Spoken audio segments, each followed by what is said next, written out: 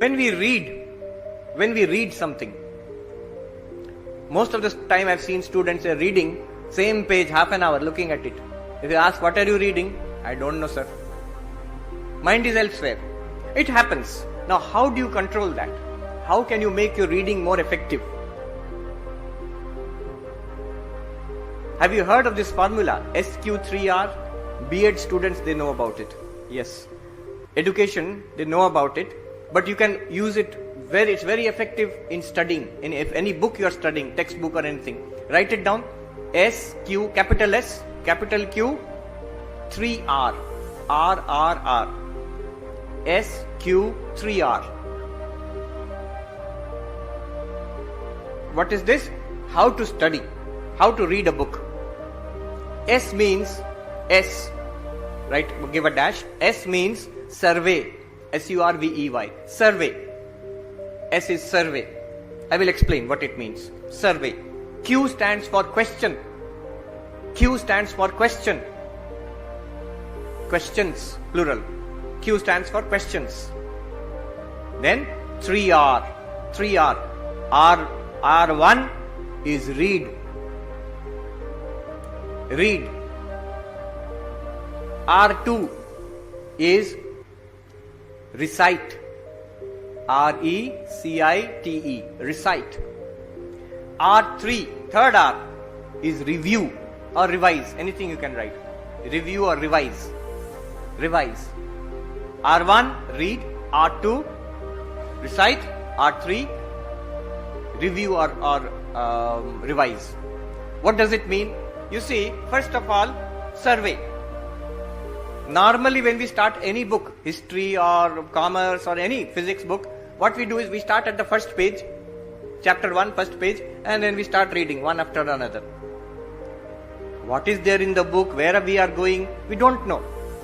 We have no idea in our mind. See, when you go to a new city, when you are visiting a new city, what do? First thing you look at, map. Now it is very easy, Google Maps. You see the map. Here are the important places to visit. And then you proceed in the city.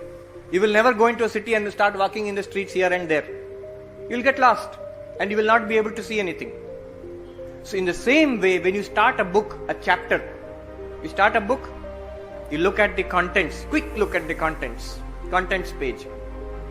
You start a chapter, what do? Look at the heading and the pages, quickly turn the pages, 2 minutes, 3 minutes, a quick survey. What will you look for? Subheading, diagrams, charts, tables, the subheadings which are there, key terms which are there. Very quickly you look at it. And 5-10 pages, you turn the pages quickly. What will happen with this? What is the use? You will get a chart in your mind, a map of the chapter in your mind. You will get a map of the chapter in your mind. So when you start studying later on, all the time you will know where I am in this chapter, what is behind me and what is ahead of me. You will have a clear idea. It's psychologically very important, they say in education, to have this clear idea of what I am doing, where I am. Survey. Second, questions. Second, questions is there. What does it mean? Normally what we do is, when we study a chapter, from school onwards we have got this habit. We study the chapter, we read the chapter, then try to solve the questions at the end. First we study and then we try to solve the questions at the end. But educational psychologists tell us this is completely wrong. Why is it wrong? Do you know why people learn? When we learn, why do we learn? What is the motive power behind learning? The motive power behind learning is curiosity. I want to know. Curiosity. I want to know. Then we learn. Unfortunately, in school and college, why do we learn? It is in the syllabus, sir. That's why we are learning. Now, syllabus, do you want to learn? No, nothing like that. That's why we don't learn also. That's why I have a lot of effort before examinations, after examinations, all forgotten again. Because I never wanted to learn it in the first place. Now, how can you create that sense of curiosity? Educational psychologists say, whatever subject you are studying, it may be math, physics, history, commerce, whatever. First you go to the questions. Look at the questions, at least 5-10 questions. Keep them. They say write it down, or you need not write it down. Keep it in your mind. When you will start reading, what will happen is the questions are in your mind. Now you are not reading mechanically. You are discovering. You are seeking the answers. You are curious. You want to know the answers to those questions. So when you are reading, then you find, oh, here is the answer to that question. Oh, here is the answer to that question. Oh, I did not find the answer to the third question. You are seeking. That's a much more powerful psychological mode of learning than simply turning the pages one after another. So question first, then study. Not study first and then question. And then third part is the 3R.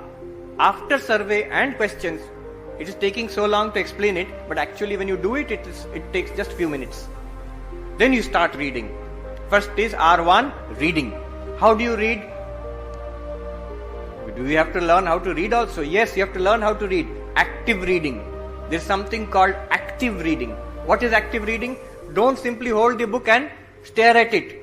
You stare at it, after some time what will happen? Eyes will go heavy, book will fall out of the hand. No. You keep a pen or a pencil and you mark, if it is your own book, don't mark library books. If it is your own book, you mark it. Important points, your own comments in the side. What you understood, what you did not understand. Some people write a small question mark. I did not understand this part. I agree with this part. One tick mark is there. One comment is there. I read something like this related in another book. So this is called active reading, where you underline, you comment, you take notes. That notes you may not read anymore again, but that note taking helps you to concentrate on what you are doing. Use your hands. Use your verbalizing skills. You read out aloud what you are reading there. Active reading. Active reading. One of our senior Swamis, Swami Ranganathanandaji, who was the president of Ramakrishna Mutt and Ramakrishna Mission, he was a prolific reader. Where I am, we have got the entire collection of his books. He passed away a few years ago at the age of 98. Till the end of his life, imagine, a 98-year-old old man, end of his life, 10 hours a day he used to study. 10 hours a day. When he is extremely sick in the intensive care unit of the hospital, I have myself seen. We had gone to visit him. He was very ill. Just few days before he died.